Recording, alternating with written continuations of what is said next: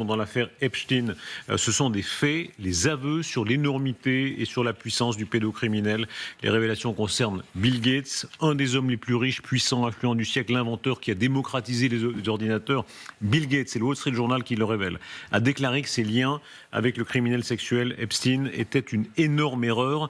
Il admet dans les membres de sa fondation avoir eu des relations conjugales avec 2 femmes russes. Il nie toute implication dans les crimes du financier américain. On peut lire ses propos exactement. C'était une énorme erreur de passer du temps avec Epstein. J'ai eu des liaisons extra-conjugales, une avec une joueuse de bridge russe rencontrée lors d'un événement de bridge, l'autre avec une physicienne nucléaire russe rencontrée dans le cadre de mes activités professionnelles. Là où le lien devient évidemment extrêmement compromettant, selon les sources proches du dossier, qui sont citées par le Wall Street Journal, Epstein a découvert la liaison du cofondateur de Microsoft. Il a menacé Gates pour qu'il le rembourse des frais de scolarité qu'Epstein avait initialement pris en charge pour que cette femme, Antonova, puisse suivre une formation en programmation informatique. On a ce soir vraiment le système du piégeage d'un des hommes les plus puissants de la planète, presque un personnage historique par Epstein. Absolument, qui est à la tête d'une fondation et qui, de manière prémonitoire, dans ses courriels qu'il lui adresse, il lui dit, tu sais, Bill, tu vas passer d'être l'homme le plus riche à l'homme le plus hypocrite du monde. Et accessoirement, cela fera de ta femme, Melinda, la risée du monde. Et donc, menace émotionnelle, menace sur l'argent. En l'occurrence, entre-temps, puisque ces emails remontent à près d'une décennie, Melinda et Bill se sont séparés. Ça, c'était en 2021. L'épisode auquel vous faisiez référence, c'est 2013. C'est à ce moment-là que Bill Gates consent effectivement à rembourser les frais de ce que a été une formation donc pour cette joueuse de bridge que Bill Gates aurait, j'emploie le conditionnel, c'est difficile à vérifier, rencontré avant qu'Epstein ne la rencontre à son tour et ne comprenne le lien qu'elle avait avec Bill Gates. En réalité, j'en termine par là, dès la fin des années 90, Epstein trouve une porte d'entrée à l'intérieur de Microsoft, notamment par le biais de l'un de ses ingénieurs les plus haut placés dans l'organisation. Et après, il la noyaute de personnage en personnage jusqu'à arriver à celui que vous voyez à l'écran, Bill Gates. C'est énorme. Il tient, il faut se rendre compte qui est Bill Gates. C'est évidemment un des principaux personnages de toute l'histoire de l'économie américaine, de l'économie mondiale, de l'économie de la tech, de l'invention de l'informatique démocratique. Et il a cet homme entre les mains. Il le tient. Ouais. C'est très fort, en fait. C'est spectaculaire. Mais c'est vraiment la méthode Epstein. C'est-à-dire qu'il mouillait tout le monde. Il essayait d'avoir le réseau le plus vaste pour compromettre tout le monde. C'est-à-dire les compromettre avec l'argent, avec le sexe, avec le pouvoir. Ouais. Donc là, on a un exemple parfait de sa méthode. On est stupéfait de voir qu'il a visé et réussi aussi haut. Même si, 10 ans après, bien le scandale, il est mort, certes, mais le scandale est là. Et ce n'est pas fini, vraisemblablement. Regardez l'image qu'on a vue passer. Je ne sais pas si on peut s'arrêter sur la photo où il y a toute la brochette. Elle est tout à fait extraordinaire parce que là, on comprend. Alors, Epstein est au centre. Alors, je ne les reconnais pas tous, mais il y a d'un côté Bill Gates et à droite, l'homme qui a fait une tentative de suicide apparemment il y a quelques jours puisqu'il est hospitalisé, c'est Jagland.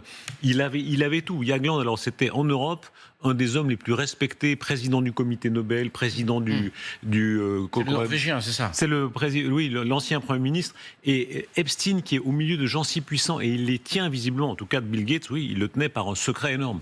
Oui, absolument. En fait, c'est un réseau de manipulation qu'il a mis en place sur plusieurs années. Il a réussi, en fait, à corrompre, entre guillemets, des personnes en ayant sur eux les squelettes dans les placards. C'est-à-dire des choses qu'il savait sur eux et qui n'étaient pas forcément jolies, qui ne seraient pas jolies si jamais elles venaient à être mises devant les yeux du public.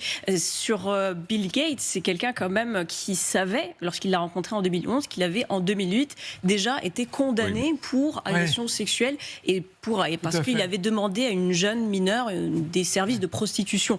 Donc ce qui est grave, c'est qu'il, sachant déjà qu'il avait déjà été condamné pour des faits aussi graves que cela, il a quand même continué à avoir cette relation avec lui. Et ça pose la question pour quelqu'un comme Epstein qui réussit à rester dans l'ombre avec beaucoup de pouvoir tout en manipulant tous ces gens qui sont puissants, ça pose la question de qu'est-ce qu'il arrivait à obtenir en retour. Là, on sait effectivement qu'il a réussi à le faire chanter sur ses Alors qu'est-ce qu'il a obtenu là, pardon, apparemment? Qu'est-ce qu'il a obtenu? Ben là, de ce qu'on sait, il a réussi à le faire chanter en lui disant si jamais vous ne payez pas un certain nombre une certaine somme pour une fondation que je suis en train de mettre en place, vous allez... Je largue tout. Voilà, Donc là, c'est vraiment du chantage caractérisé. C'est du Là, on a chantage vraiment. aussi. Ouais. Il a fait fortune comme ça. Il a fait fortune, ouais. Sonia Dridi, vous êtes avec nous. Hein. Rappelez-nous, alors évidemment, aux États-Unis, c'est une bombe énorme. Si on met bout à bout tout ce qu'on a dit là, qu'est-ce qu'on sait à ce stade des liens entre Gates et Epstein? Alors, le nom de Bill Gates apparaît de nombreuses fois dans les documents du dossier Epstein, notamment les derniers documents qui ont été révélés. Mais il y a un email en particulier qui a fait l'effet d'une bombe ici lors de la dernière publication des 3 millions de documents. C'est un email brouillon de la part de Jeffrey Epstein dans lequel il raconte que Bill Gates lui aurait demandé d'obtenir un antibiotique qu'il pourrait donner discrètement à sa femme, donc à l'époque Melinda Gates, sans qu'elle s'en rende compte, parce qu'il aurait contracté une maladie sexuellement transmissible après des relations extra-conjugales avec 2 filles russes. Alors à l'époque, Bill Gates, après la publication, la révélation de cet email, eh bien, il a parlé d'accusations absurdes et on a appris par le Wall Street Journal, qu'hier il a réuni ses équipes pour admettre qu'il avait eu des relations extra-conjugales avec 2 femmes russes et son ex-femme Melinda Gates, après la publication de ces documents, avait dit dans une interview il y a quelques semaines que cela lui faisait remonter des souvenirs très douloureux. Elle a déjà évoqué dans le passé que son mariage s'était terminé avec Bill Gates, notamment elle a insinué que c'était en relation de la relation de Bill Gates avec Jeffrey Epstein.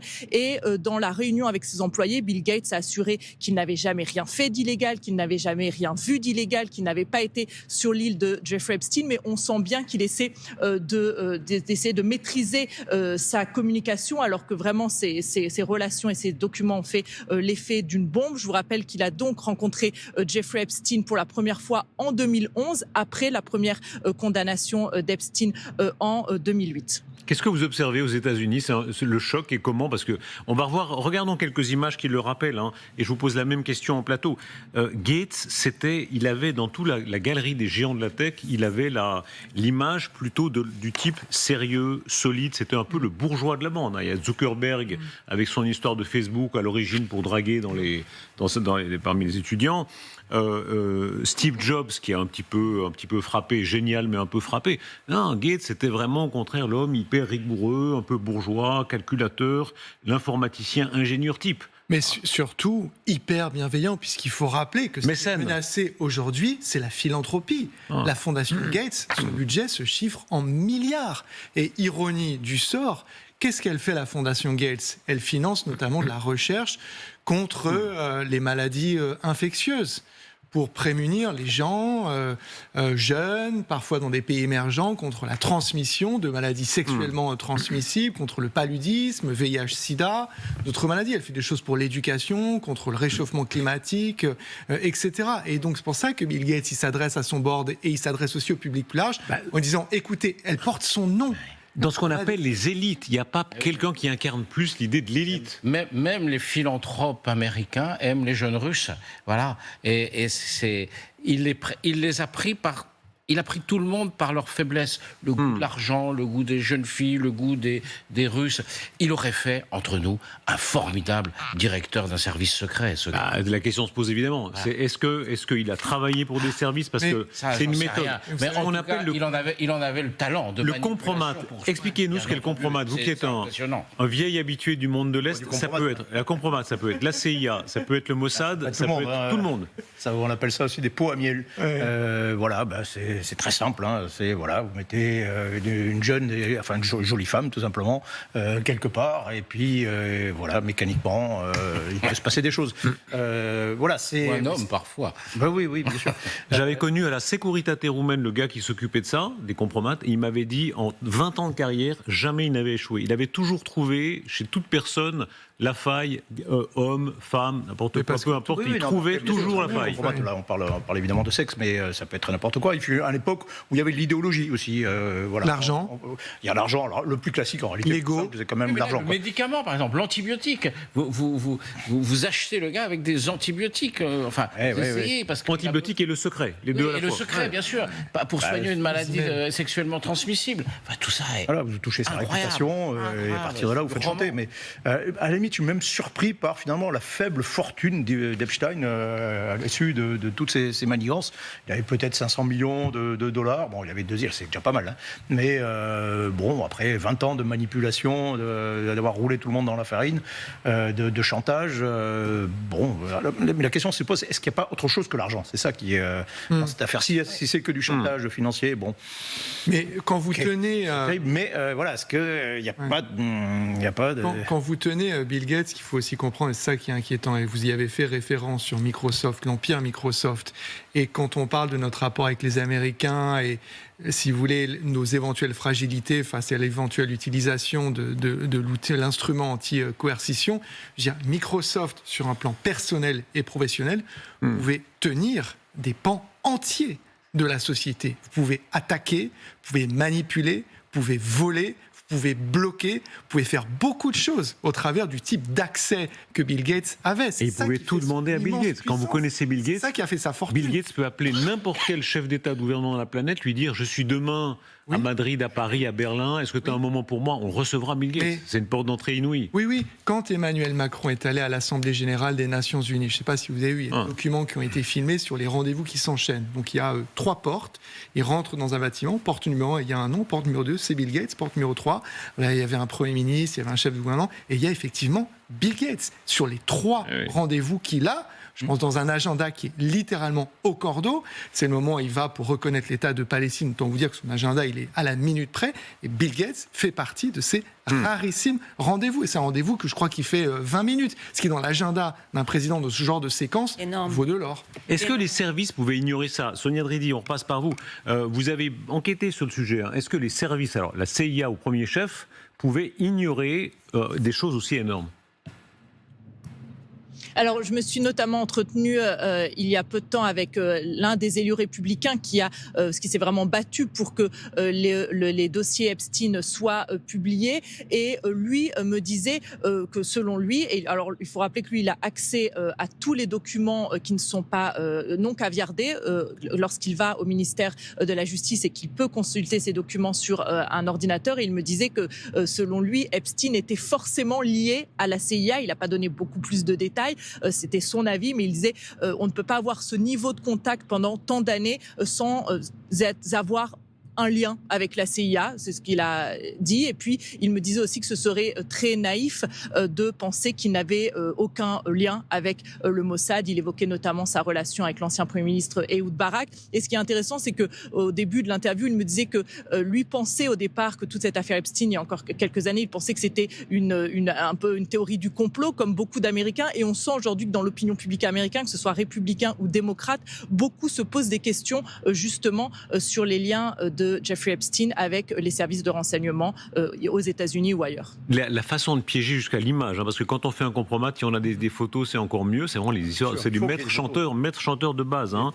Les photographies de la maison new-yorkaise d'Epstein montrent, prises après sa mort, après son suicide, ou on ne sait pas s'il a été suicidé ou s'il s'est suicidé lui-même, montrent une salle multimédia avec 7 écrans empilés en tours. Je sais pas si on imagine là, regardez cette image-là. Donc ça, c'était chez Epstein.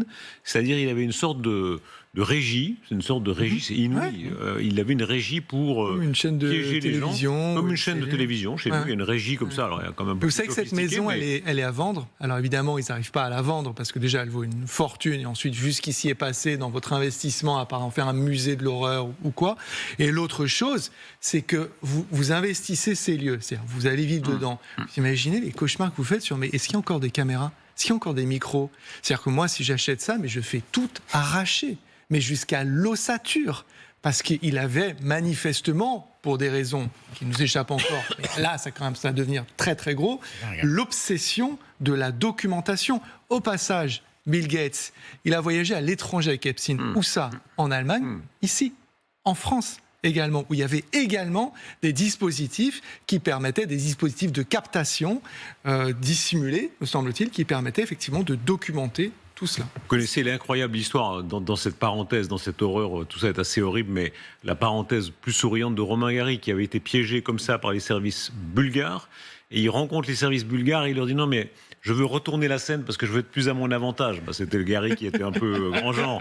Et là, on n'est pas dans le grand genre, on est vraiment dans ce qu'il y a de plus, c'est organisé, et c'est organisé depuis longtemps. C'est ça qui est intéressant, c'est qu'en fait, il y a de l'intelligence derrière. Enfin, ça fait peur, c'est super flippant, mais il y a de l'intelligence derrière. Et ce monsieur avait vraiment envie de voir le contrôle sur un certain nombre de personnes. Et je pense que c'était pas que pour l'argent. Il devait y avoir des choses qui sont peut-être encore plus choquantes que l'argent, qui ont été concédées ou cédées parce qu'il y a des personnes dans certaines positions de pouvoir qui malheureusement avaient des photos ou alors des vidéos compromettantes. Donc, le New York Times a fait une infographie où semaine après semaine, ils font l'album des personnes en train de tomber à mesure que les révélations Epstein s'accroissent. Et vous voyez Jack Lang, Bill Gates, Jagland, etc. Ça s'enchaîne comme ça. Et vous voyez, au début, il y avait une ligne, maintenant il y en a deux. Et vous savez qu'ils sont en train de préparer la troisième. Et ce qui est paradoxal, c'est que c'est surtout en Europe que qu'il y a une forme il y a des gens qui rendent des comptes, des personnes qui ont des comptes à rendent des comptes. Mais aux États-Unis, l'ancien prince Andrew, mais aux États-Unis, ça fait partie de la frustration de la base MAGA. C'est pourquoi est-ce qu'il n'y a pas encore eu de personnes arrêtées ? Il y a des personnes qui devraient être arrêtées. Alors c'est des frustrations qui ne sont pas vraiment dirigées vers Donald Trump, mais vers Pam Bondi, qui est la ministre de la Justice, secrétaire à la Justice, vers Kash Patel. Il y a des gens qui lui disent il est en train de faire la fête avec l'équipe américaine olympique, et en attendant, on veut toujours que des gens soient arrêtés sur ce sujet. C'est le mot de... Parce que vous connaissez le mot de Woody Allen qui lui-même, très lié à Epstein, qui disait « Je ne sais pas quelle est la question, mais la réponse est le sexe ». Et effectivement, là, on est dans ce sujet-là. Votre Sonia Dridi, ces révélations sur les écrans, beaucoup de victimes déclarent croire qu'Epstein avait installé des caméras cachées dans toutes les propriétés, effectivement, pas seulement cette sorte de régie qu'il avait là à New York, mais il pouvait enregistrer les images de ses invités, évidemment des pièges sexuels ou des chantages potentiels qu'il organisait pour eux. Sonia. Oui, et c'est ce que révèlent les documents, qu'il avait des caméras cachées un peu partout, même dans son bureau, dans sa résidence de Palm Beach. Il y a notamment un échange d'emails avec l'un de ses assistants en 2014, dans lequel l'assistant, à propos des caméras, répond dans cet email « Oui, je les ai cachées dans une boîte de Kleenex ». Donc voilà, il y a des preuves qu'il y avait en effet des caméras cachées via même ces documents et ces échanges d'emails. Est-ce que les services pouvaient ignorer ça ? Je ne sais pas si on peut rappeler cette image. Il y a un personnage historique dans le renseignement américain qui est Hoover. Hoover, le patron du FBI, qui a tenu, on dit qu'il tenait Kennedy même, c'est-à-dire il avait dossiers de Kennedy. Je pense qu'il aurait été ravi de travailler avec lui. C'est un personnage. Récupérer des dossiers sur à peu près tout le monde. Edgar Hoover, bien sûr. Aujourd'hui, Hoover est mort, c'était ce personnage-là qui a énormément compté dans l'histoire américaine. Il a fait tomber des gens dont il ne voulait pas, il a au contraire poussé des gens dont il voulait. Il y a aujourd'hui au FBI sans doute des successeurs de Hoover, des petits Hoover. Est-ce que le FBI savait ? Est-ce que le Mossad savait ? Est-ce que le KGB savait ? Est-ce que les services français savaient ? Moi, je reviens sans cesse à cela. Il avait une activité ici, Jeffrey Epstein, et quand on voit le genre de personnel qui gravitait aujourd'hui, vous imaginez quand il arrive en jet privé avec Bill Gates, vous allez me faire croire qu'il passe crème comme ça et que rien ne se passe, personne se cale dans leur roue pour voir un petit peu qui est-ce qu'il voit, de quoi ça discute, etc. Quand on imagine le genre d'enjeu qu'il y a, qui se compte à la fois financièrement, mais politiquement également. Bien sûr que ces services avaient connaissance maintenant qui joue qui contre qui instrumentalise et pour qui Epstein travaillait-il. Ça, évidemment, ça reste l'une des parts d'ombre massives. Je rappelle qu'il n'y a pas très longtemps, on a découvert un passeport autrichien, un faux passeport autrichien, dans cette résidence à New York, justement parmi tout un tas de passeports, et avec un faux nom, mais qu'il a utilisé, qui lui a été donc fourni et qu'il a utilisé pour se déplacer, pour voyager également. Je ne suis pas sûr que les services français aient beaucoup enquêté sur Epstein. D'abord parce que à l'époque, ils avaient d'autres soucis. On était en plein dans la lutte contre le terrorisme. Ils étaient totalement focalisés là-dessus. Et puis, toucher aux Américains, toucher au pouvoir américain, c'est compliqué quand on a les services français, parce que les services français sont aussi liés aux services américains pour de l'information. Donc, je signale qu'il y a quelques Français dans le dossier quand même. Il y a quelques Français dans le dossier. Oui, il y a oui, mais ça n'a débouché sur rien. Étonnamment. Donc ça veut dire que je suis pas sûr que les services aient beaucoup. Alors, il y a tous ces copains, il y a tous les copains de la DGSE de Merchet qui regardent la télévision. Alors Merchet se dit, attendez, Merchet il a la goutte comme ça au front, il se dit, qu'est-ce que je peux dire? Ils auraient mieux, vos copains, rassurez-vous. Non, ça aurait été bien qu'ils le fassent. Ça aurait été bien qu'ils le fassent. C'est même peut-être une faute de ne pas l'avoir fait. Mais je crains qu'il ne l'ait pas beaucoup fait. Voilà, on va dire ça comme ça. Les gens de la DGSI, tout simplement, aussi, parce que... Ou la DGSI, oui, mais... Il y avait des citoyens français qui sont manipulés par une puissance étrangère. On est en 2010, on est déjà dans des 2012, 2014. Oui, c'est pas la priorité. Dans la traque du terrorisme. Ils sont tous sur le terrorisme. Et bon, Stine, je suis pas sûr que c'était la priorité des priorités. Sur l'effet dévastateur de tout ça, c'est-à-dire là, souvent on dit populisme, sentiment anti-élite, etc. C'est une sorte de tarte à la crème journalistique. Et là, évidemment, ça donne un aliment colossal. Là, ça alimente le tous pareil. Tous pareil parce que... Vraiment, quand vous voyez que ce soit dans des milieux économiques, politiques, de divertissement, artistes, ce que les gens voient, c'est que tous sont d'une façon ou d'une autre liés à... Bill Gates, je ne sais pas si vous vous souvenez, chaque fois qu'on donnait l'exemple de sont bien ces milliardaires américains pour l'héritage, n'est-ce pas? Ils donnent une partie de leur héritage, ils partagent, contrairement entre guillemets aux méchants milliardaires européens qui gardent tout pour eux. Les Américains, vraiment, ils sont sympas parce qu'ils partagent, etc. Et c'était en réalité quelqu'un qui s'est laissé piéger par un pédocriminel. Oui, quand même... il s'est laissé piéger.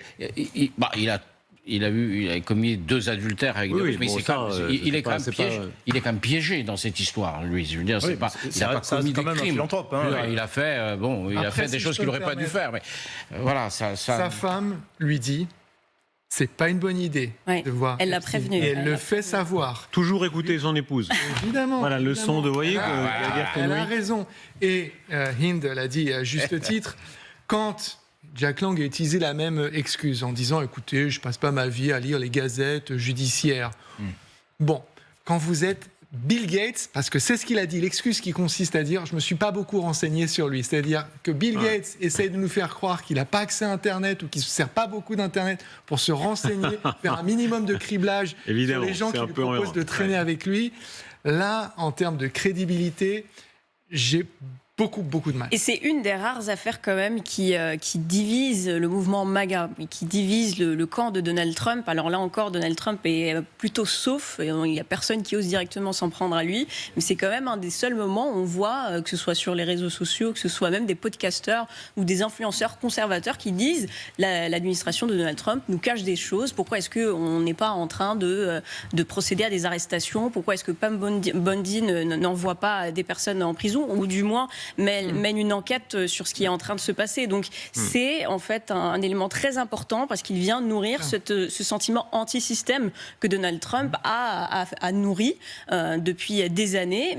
Jusqu'à maintenant, Donald Trump n'a pas été directement attaqué par les MAGA, même que ce soit par des gens comme Tucker Carlson, mais quelqu'un comme Steve Bannon, qui est quand même le cerveau des premiers mois de Donald Trump, conservateur, très conservateur, a été, pas incriminé, en tout cas, est apparu dans les dossier d'Epstein et a été fortement critiqué parce qu'il lui donnait des conseils qui étaient complètement déplacés, qui étaient complètement fous. Vous parliez des effets dominos. Rappelons l'épisode précédent, parce que tout va tellement vite, c'est évidemment Andrew, le prince Andrew, ex-prince Andrew, puisqu'il faut dire comme ça, qui est le lapin dans les phares, comme disait Samantha de Bendern. Il y a une expression anglaise pour ça, c'est Rabbit. The rabbit in the headlights. Voilà, le Rabbit, il est là, parce que c'est juste après sa garde à vue, 9 heures de garde à vue pour un homme qui était 3e dans l'ordre de succession du trône britannique.